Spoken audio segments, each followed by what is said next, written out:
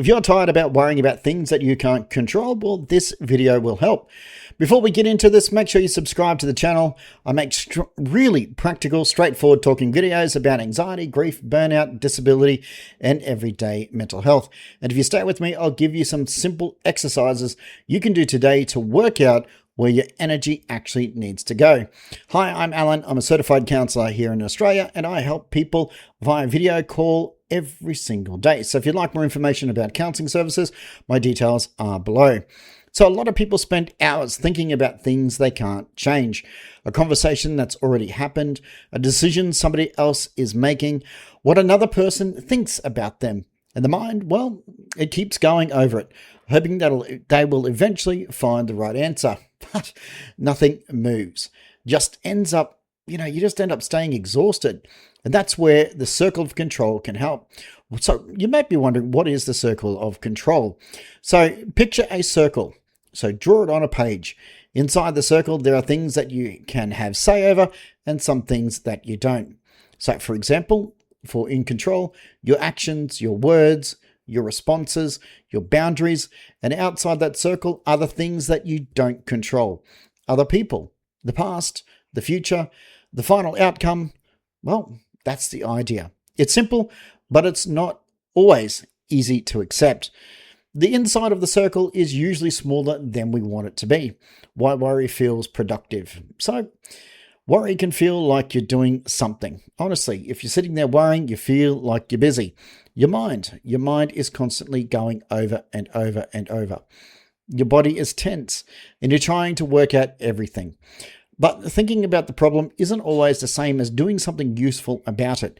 You can spend all night worrying about what somebody might do tomorrow and still have no more control over it in the morning. And that's why worrying is so tiring. How many people have spent all night worrying about something and did not sleep? Drop a comment below. So you're using real energy without moving anything. So what actually can you control? You usually control your next move. You may not be able to control what somebody says, but you can control how quickly you respond. You may not be able to control the decision, but you can control whether you prepare for that decision properly.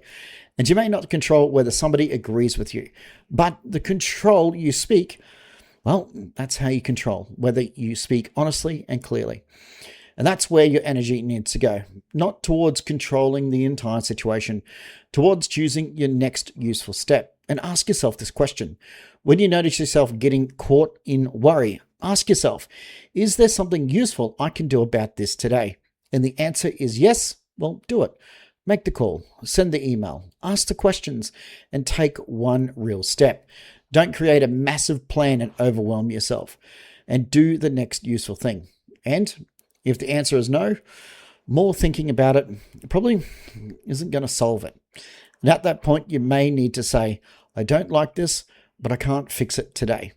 And really, you got to understand that this isn't giving up. It's recognizing where your control ends. Not everything is a problem to solve. Some situations, well, they can't be fixed. Some things are grief. Some things are disappointment. Some things are unfair. And honestly, you do not need to turn every painful experience into a positive lesson. Sometimes, some things hurt because it mattered. The circle of control isn't about pretending that you're okay.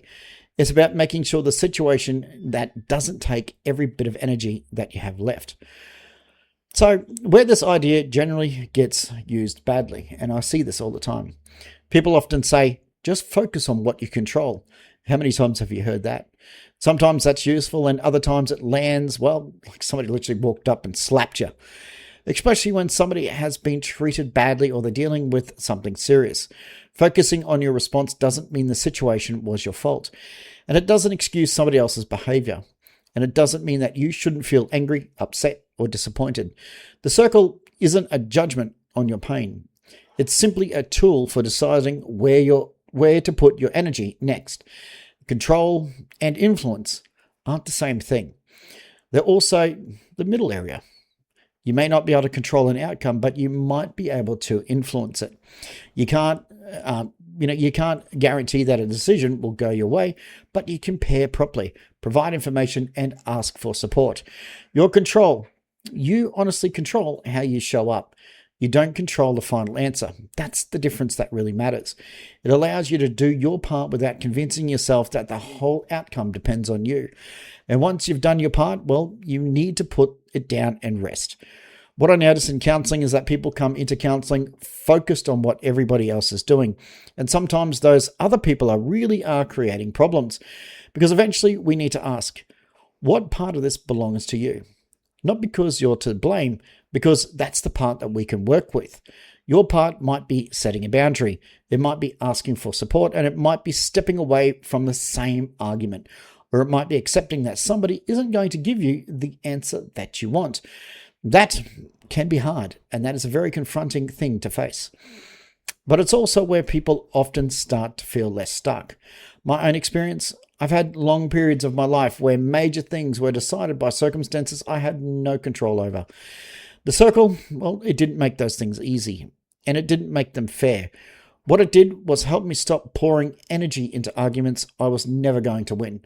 That left me with something for the parts of my life that I could actually focus on. And that's the real value of this idea.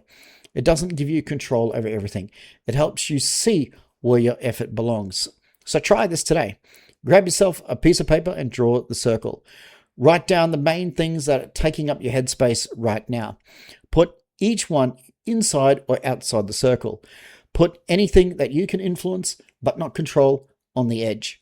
Then decide one thing inside the circle.